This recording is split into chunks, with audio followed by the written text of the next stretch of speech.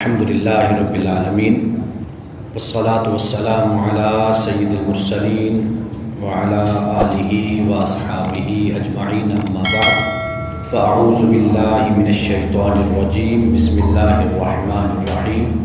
گزشتہ جمعۃ المبارک میں ہم نے جہاں پہ بات چھوڑی تھی وہیں سے ہی اپنی بات کو ہم شروع کرتے ہیں اور وہیں سے اپنی بات کو جوڑتے ہیں۔ ہم رسول اللہ صلی اللہ علیہ وسلم کے انتقال فرمانے کے بعد صحابہ کرام رضوان اللہ تعالی علیہ مجمعین ایک شدید غم میں، حزن میں اور دکھ میں مبتلا تھے۔ ہر صحابی کی اپنی کیفیت تھی، ہر صحابی اپنے اس دکھ کا اور غم کا اظہار اپنے الفاظ میں اپنے طریقے سے کرتا تھا۔ دنیا سے سب کو یہ معلوم ہوتا ہے کہ دنیا سے سب نے جانا ہے۔ مجھے معلوم ہے کہ ایک وقت میرا بھی آنا ہے اور آپ کو بھی معلوم ہے کہ گھر کے بڑے ہوں چھوٹے ہوں، دنیا میں تو انسان ایک ترتیب سے آتا ہے لیکن جاتا بے ترتیب ہے۔ جانے کا وقت کوئی معلوم نہیں کہ کیا وقت ہے۔ اب جو شخصیت جتنی بڑی ہوتی ہے اس کے جانے کا اور اس کے فراق اور ہجر کا احساس بھی، جیسے ہمارے گھر کا کوئی بڑا جب چلا جاتا ہے معلوم تو ہے کہ جانا ہی ہے، لیکن جو جتنا بڑا ہوتا ہے اس کا احساس، اس کا دکھ وہ بھی اتنا بڑا ہوتا ہے۔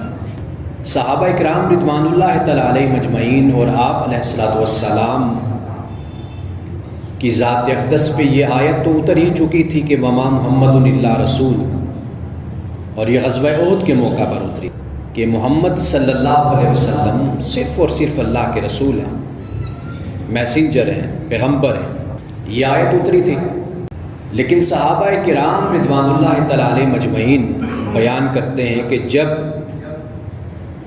اس آیت کی تلاوت سیدنا ابو بکر صدیق رضی اللہ تعالی عنہ نے کی تو ہمیں ایسے معلوم ہوا کہ یہ آیت جیسے آج اتری ہے، حالانکہ اتری کب تھی؟ غزوہ احد کے موقع پر 3 ہجری۔ اس میں کیا بیان ہوا تھا؟ اس میں یہ بیان ہوا کہ قد خلت من قبل الرسل، کہ آپ سے پہلے بھی رسول چلے گئے دنیا سے۔ خلت من قبل الرسل افإن مات او قتل انقلبتم، کہ رسول اللہ صلی اللہ علیہ وسلم اگر وفات پا جائیں یا آپ کو شہید، انقلبتم علی اعقابکم، کیا تم واپس اپنے قدموں پر پلٹ جاؤ گے؟ صحابہ سے کہا مسلمانوں سے، یعنی واپس کفر کی طرف چلے جاؤ گے۔ وَمَن يَنْقَلِبْ عَلَىٰ عَاقِبَيْهِ، اور جو واپس پلٹے گا اپنے قدموں پر، فَلَن يَضُرَّ اللَّهَ شَيْئًا، اللہ کا تو وہ بالکل کوئی نقصان نہیں کرے گا، نقصان تو اپنا ہی کرے گا۔ اب یہ آیت اتری تھی غزوہ احد کے موقع پر 3 ہجری۔ 3 ہجری صحابہ کہتے ہیں کہ سیدنا ابو بکر صدیق رضی اللہ تعالیٰ عنہ نے جب اس آیت کی تلاوت کی تو ہمیں ایسا لگا کہ یہ آیت جیسے آج ہمیں سمجھ آئی ہے، ہمیں معلوم ہوا ہے کہ اس آیت میں کیا کہا گیا۔ ایسا لگا کہ جیسے یہ اب آیت اتری ہے، اس لیے کہ آپ علیہ الصلوۃ والسلام کی ذات اقدس، آپ کا مقام اور مرتبہ عرب میں، دنیا میں، آپ کی اہمیت، آپ کی فضیلت، آپ کا مقام، آپ کا مرتبہ، آپ کا درجہ، آپ کی حیثیت، آپ کی رفعت، کہ صحابہ کرام رضوان اللہ تعالی علیہ مجمعین وہ مجلسیں جو مدینہ میں آپ علیہ الصلوۃ والسلام کے جو رونق کائنات ہیں،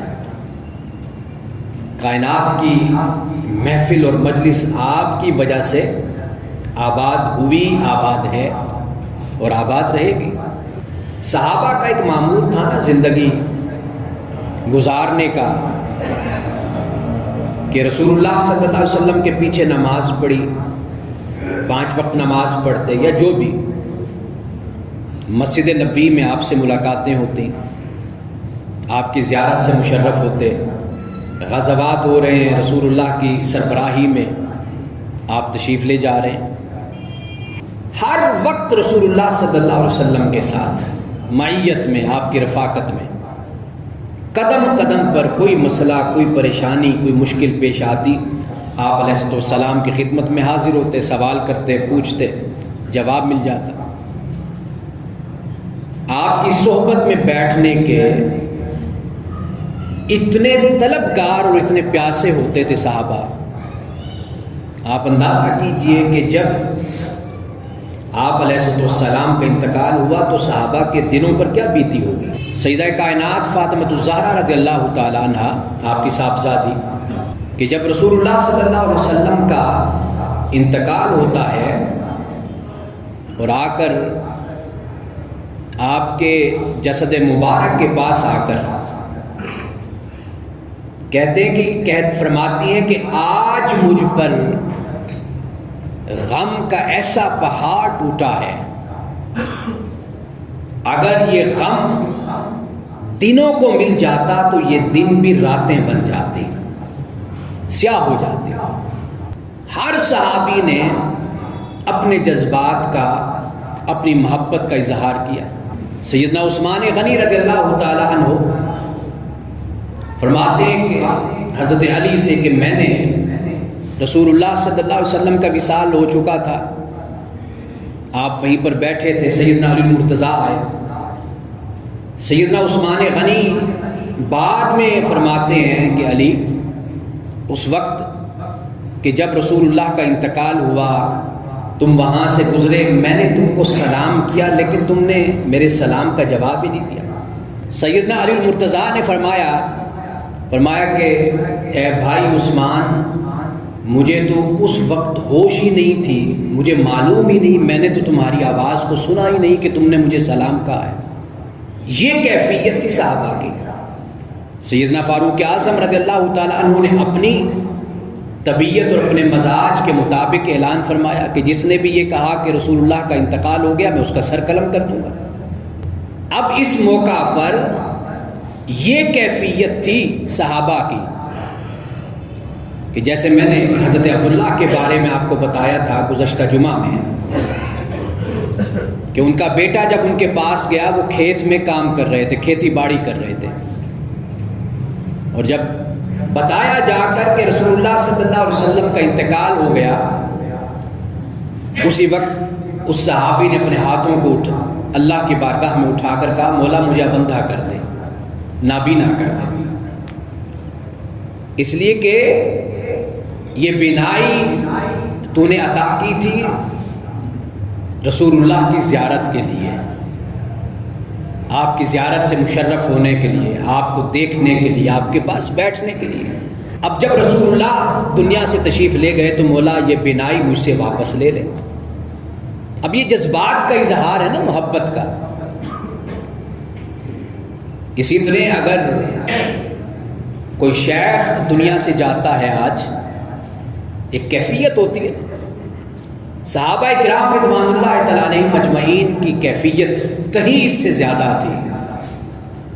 سیدنا بلال رضی اللہ تعالیٰ عنہ کے بارے میں آتا ہے کہ ان کی حالت اور کیفیت یہ تھی کہ وہ مسجد نبوی کے کونوں میں اور مسجد نبوی کی دیواروں میں ادھر ادھر جا کر کچھ تلاش کرتے تھے۔ صحابہ نے کہا کیا بلال تم تلاش کرتے ہو؟ تو حضرت بلال نے فرمایا کہ میں رسول اللہ کو تلاش کر رہا ہوں کہ وہ کہاں بیٹھے ہیں۔ یہ صحابہ کی کیفیت صرف ایک دفعہ نہیں، ایک بار نہیں، بلکہ بڑے عرصے تک یہ کیفیت رہی صحابہ کی۔ حضرت عبداللہ ابن عباس کے بارے میں آتا ہے کہ عبداللہ ابن عباس تو مدینہ ہی چھوڑ کر طائف چلے گئے تھے، طائف چلے گئے۔ کیوں طائف گئے؟ آپ نے فرمایا کہ مدینے میں جب مجھے رسول اللہ کا چہرہ نظر نہیں آتا تو مجھ سے مدینے میں رہا نہیں جاتا، تو آپ طائف چلے گئے۔ حضرت بلال مدینۃ المنورہ سے سفر کر کے آپ شام چلے گئے. سیدنا ابو بکر صدیق رضی اللہ تعالیٰ عنہ نے بڑا آپ کو روکنے کی کوشش کی، اصرار کیا کہ بلال ٹھہر جاؤ. حضرت بلال نے بھی یہی وجہ بیان کی کہ میں اب کیسے ٹھہر سکتا ہوں مدینہ میں، کہ جس ہستی کی خاطر یہاں پر میں سکونت پذیر تھا، جس کی وجہ سے، جس کے سبب سے اور جس کی محبت سے میں رہتا تھا، اور جن کے چہرہ انور کی زیارت سے میں اپنے دل کی پیاس کو بجھاتا تھا، اور جس کی صحبت میں بیٹھ کر، جس کے مجلس میں بیٹھ کر میں اپنے ایمان کو تازہ کرتا تھا، جب آپ دنیا سے تشریف لے گئے تو اب میں مدینے میں نہیں رہنا چاہتا. حضرت بلال نے بھی ہجرت کی، آپ وہاں سے شام چلے گئے. تو یہ کیفیت صرف یہ نہیں کہ رسول اللہ صلی اللہ علیہ وسلم کے انتقال پر ہی اس موقع پر تھی صحابہ کی، بلکہ اس کے بعد بھی یہ کیفیت رہی، یہ حالت رہی صحابہ کی، اور بڑے سال تک یہ رہی. اور یہ فطری بات ہے، جہاں محبت شدید ہوتی ہے وہاں پر اظہار بھی شدید ہوتا ہے. جہاں پہ محبت زیادہ ہوتی ہے وہاں پر جدائی کا احساس بھی زیادہ ہوتا ہے، اور یہ فطری بات ہے. اس طرح اور بھی صحابہ کے بارے میں پڑھ کر دیکھیے کہ رسول اللہ صلی اللہ علیہ وسلم کے انتقال کے بعد بہت سے صحابہ شام چلے گئے. کوئی یمن چلا گیا، کوئی طائف چلا گیا، مختلف شہروں میں جا کر بس گئے. آپ علیہ السلام جب تک حیات تھے وہیں پر رہے، دیوانہ وار رہے، لیکن آپ کے انتقال کے بعد ہجرت کر لی. سیدنا ابو بکر صدیق رضی اللہ تعالی عنہ نے علل اعلان یہ بات فرمائی، فرمایا وما محمد الا رسول، محمد صلی اللہ علیہ وسلم صرف اور صرف اللہ کے رسول ہیں. یہ رسول کا منصب بھی بہت بڑا منصب ہے. جب قرآن کہتے ہیں نا صرف رسول ہیں، صرف رسول ہیں، رسول کا منصب بہت بڑا منصب ہے. اور اس سے بڑا منصب یہ ہے کہ رب نے کہا اے میرے نبی تجھے میں نے آخری نبی بنا کر بھیجا. اب اس کے بعد نبوت کا سلسلہ بھی ختم ہو گیا. یہ اس سے بھی بڑا منصب ہے. ہم تو نور و بشر کے مسئلے میں الجھے رہتے ہیں نا، کوئی کہتا ہے نور، کوئی کہتا ہے بشر. اللہ نے کیا فرمایا؟ انما انا بشر مثلکم یوحی الی،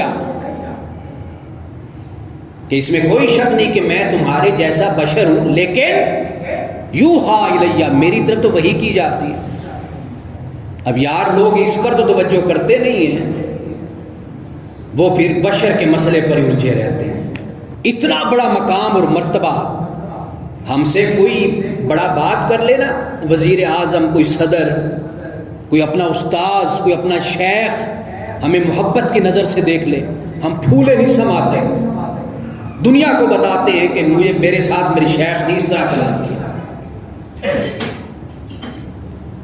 کسی دور میں نوجوانی کی بات ہے کہ پیر سید نصیر الدین نصیر صاحب گولڑا شریف والے، ان کے ساتھ بڑی محبت اور بڑی ارادت کا تعلق تھا میرا. وہ بڑی محبت فرماتے تھے، اپنے خاص مہمان خانے میں بلانا، میرے ساتھ گفتگو کلام. اس وقت میں طالب علم تھا، پڑھتا تھا، درس نظامی مکمل کیا، نوجوان تھا، عمر کوئی 26 سال ہوگی، 25 سال یہ میری عمر تھی.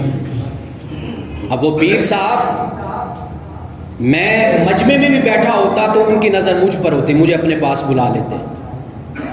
اب میرے لیے یہ بات بڑی فخر کی بات تھی نا. میں لوگوں کو بتاتا تھا کہ پیر صاحب خصوصی شفقت فرماتے ہیں میرے ساتھ گفتگو کرتے ہیں، مسائل پر بات کرتے ہیں، موضوعات پر بات کرتے ہیں. کئی مسائل ان کے ساتھ بیٹھ کر سمجھے، سیکھے، ان سے پوچھے. ان کا انداز یہ تھا کہ وہ سوال کر دیتے تھے، پھر سنتے تھے کہ اگلا کیا جواب دیتا ہے، پھر آخر میں وہ گفتگو فرماتے تھے. موسیقی کے بھی ماہر تھے کیونکہ چشتی تھے نا، تو سلسلہ چشتیہ میں قوالی بھی ہوتی ہے. ہر رات ان کے ہاں ایک مجلس برپا ہوتی ہے، آج بھی ہوتی ہے، ان کے صاحبزادے بیٹھتے ہیں. لیکن جو ان کی مجلس کی بات تھی، عشاء کی نماز کے بعد روزانہ وہ دنیا کے کسی بھی کونے میں ہو وہاں پر وہ مجلس ہوتی تھی. عشاء کی نماز کے بعد رات تک کوئی قرآن کی تلاوت سنا رہا ہے، شعر و شاعری ہو رہی ہے، ادب پہ بات ہو رہی ہے، موسیقی پہ بات ہو رہی ہے. موسیقی کے آلات وغیرہ اب مجھے نام تو نہیں آتے، وہ بڑے اچھے طریقے سے اس کو استعمال کرتے تھے، بجاتے تھے اس کو. اب یہ بات بڑی فخر کی بات اور بڑی خوشی کی بات ہوتی ہے.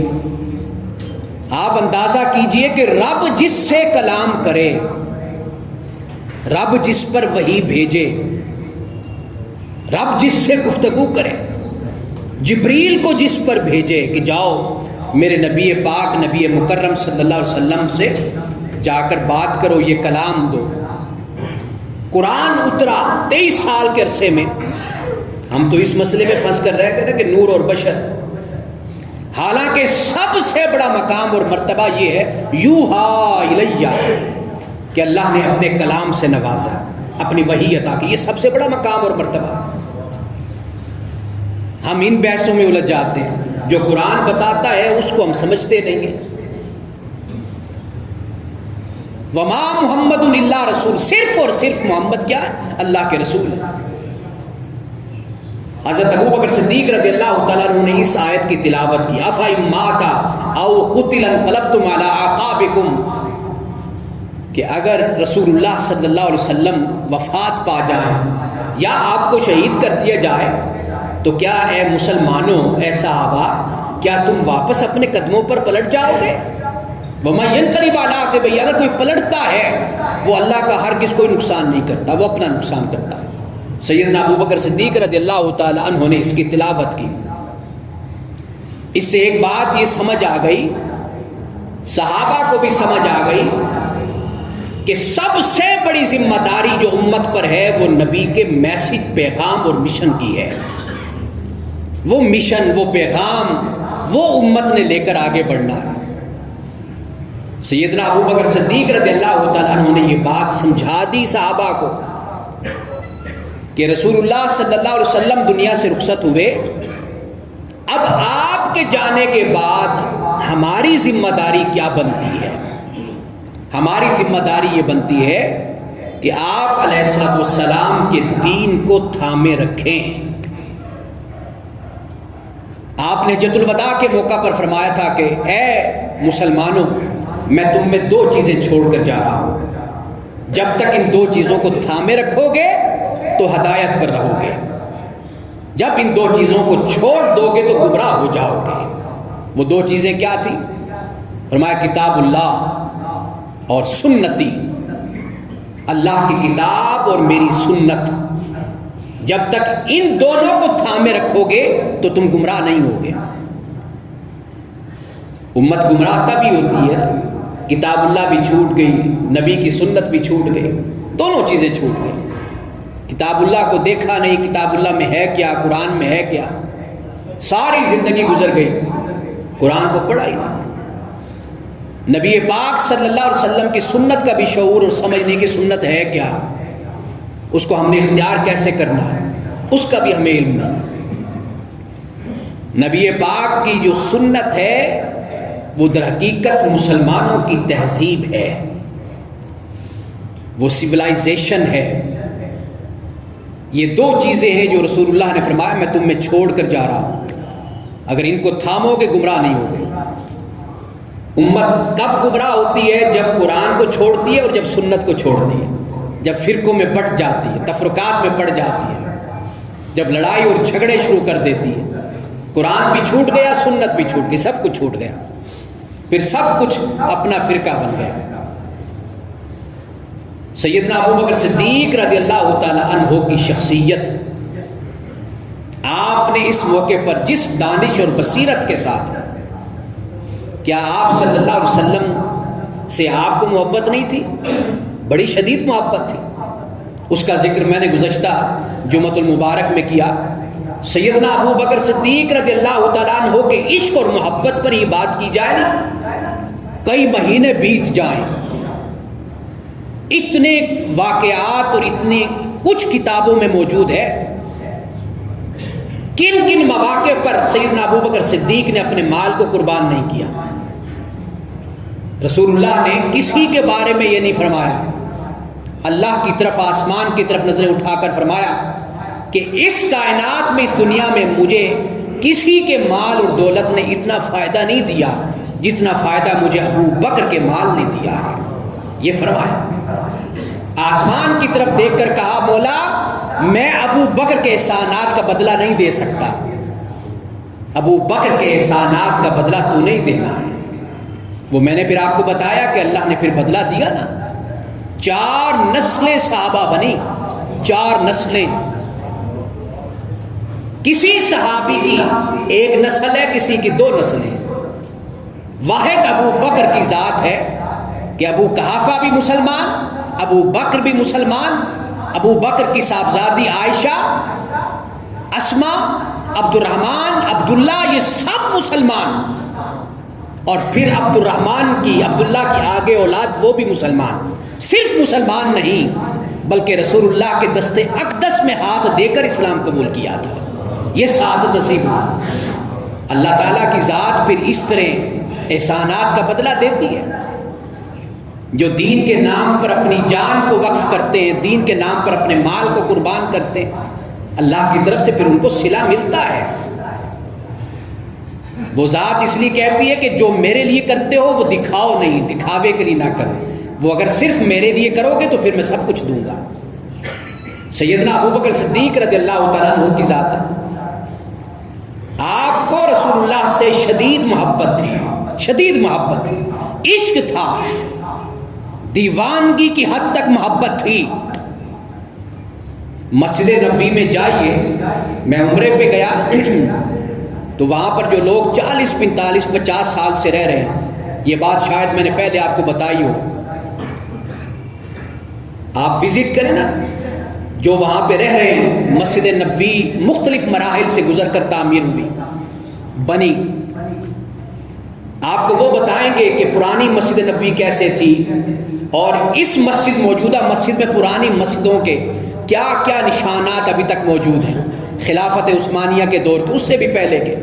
خلافت عثمانیہ نے ان تبرکات کو، نشانات کو باقی رکھا ہوا تھا، سنبھال کے رکھا ہوا تھا۔ موجودہ حکومت کے خاندان نے آ کر پھر نعوذ باللہ ان کو شہید کیا، لیکن چند نشان پھر بھی وہاں پر موجود ہیں۔